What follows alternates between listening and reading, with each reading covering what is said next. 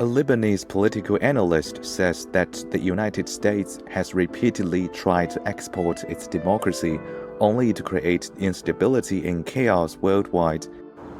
يعني باعتقادي بعد التجارب الأمريكية على صعيد العالم وتحديد على صعيد منطقتنا العربية، تصدير الديمقراطية أصبح يعني كذبة ليس لها أساس من الصحة، وبالتالي شهدنا ماذا فعلت الديمقراطية الأمريكية في العراق، في أفغانستان، في سوريا، في اليمن، وفي كثير من المناطق. على الولايات المتحدة أن تراجع حساباتها وكيفية تعاطيها مع دول العالم، لأن الأمور تتغير وتتغير بسرعة. بطبيعة الحال كما قلت يعني لا يمكن للولايات المتحدة الأمريكية بعد اليوم أن تتصدر وكأنها الدولة التي تقود الديمقراطيات في العالم.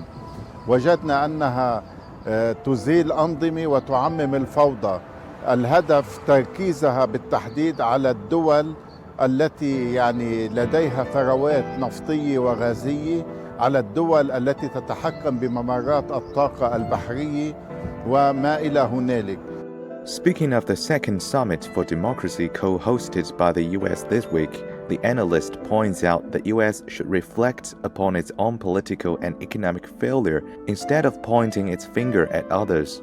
باعتقادي أن هذا المؤتمر يجب أن يتحول إلى مؤتمر داخلي أمريكي يعيد النظر بأدوار الولايات المتحدة الأمريكية على صعيد العالم، خاصة في ظل فشل سياسات الولايات المتحدة وانعكاسها الاقتصادي دمارا اقتصاديا على الداخل الأمريكي. بطبيعة الحال ليس هناك نموذجا موحدا للديمقراطية. الديمقراطية يجب أن تتوافق مع البيئات الاجتماعية للدول وللشعوب وللجماعات وللأعراق. بالتالي ما ينطبق في الولايات المتحدة الأمريكية لا ينطبق مثلا على عالمنا العربي، وهذه التجربة بيّنت بوضوح.